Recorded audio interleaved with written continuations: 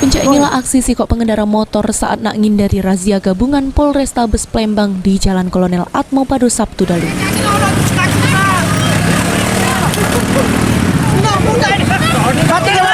Mati kau tak?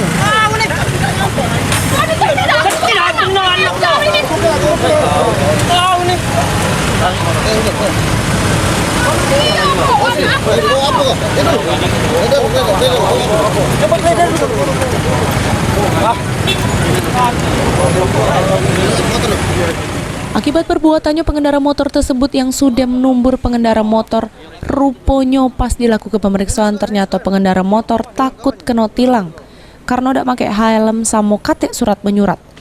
Sehingga oleh petugas motor diamankan ke Polrestabes Palembang.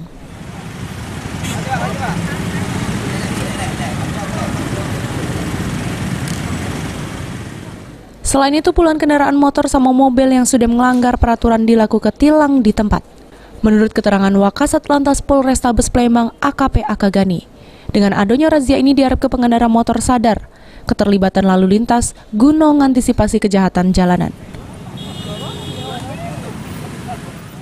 Ini kami dari Satlantas Polrestabes Palembang melaksanakan secara rutin.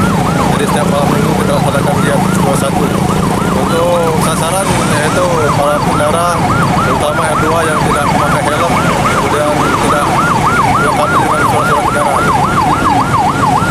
Untuk selanjutnya mengimbau para pengendara silakan untuk melengkapi untuk surat-surat seperti STNK, SIM, kemudian memakai helm untuk R2.